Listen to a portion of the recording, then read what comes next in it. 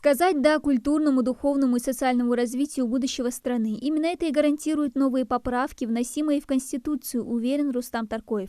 Для этого лишь нужно прийти на избирательный участок и проголосовать. Ознакомиться со всеми изменениями избиратель успел уже давно. Часть поправок Конституции касается социально важных мероприятий и последствий принятия законов, связанных с этими изменениями. Часть касается каких-то духовных, моральных вещей, которые будут прописаны в Конституции.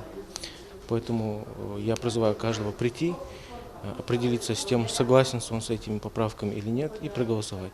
Что представляет из себя эти нововведения, как нельзя лучше знает и Якуб Патиев. Политолог и редактор газеты «Сердало» отмечает, что включение некоторых поправок в основной закон страны крайне необходимо для духовного наследия и культурного развития будущего поколения. Как бы закон основной не был совершенным, таким кажется, то со временем появляются новые проблемы, реалии мировые, реалии российские и другие. Поэтому с этой целью было решено внести изменения в Конституцию России.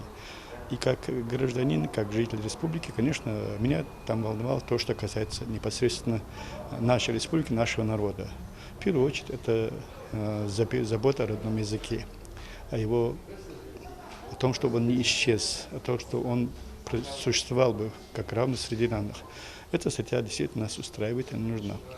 Другая статья, которая меня волнует как политолога, это статья о том, что нельзя и запрещается, по сути, умалять значение вклада российского народа, советского народа в Великую Отечественную войну, да, не только в этом, но и в целом в историческом процессе.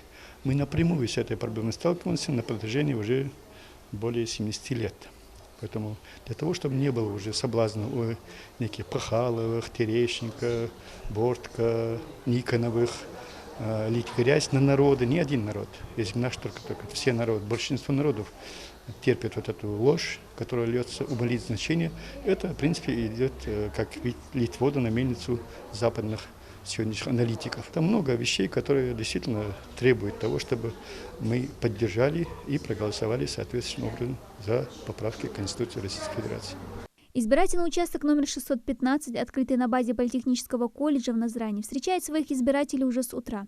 При этом здесь приняты все меры общественной безопасности и защиты против коронавирусной инфекции. Отдельный вход и выход для голосующих, дезинфекция рук, выдача масок и перчаток и дистанция между избирателями и членами комиссии. Участник разворачивает свой паспорт, не дает в руки члену комиссии, а разворачивает, показывает свои данные паспортные и место проживания. Далее со своей ручкой расписывается в списках избирателей. Далее проходит в кабину для голосования, проголосует и со своей ручкой, со своей маской разовой и уходит домой.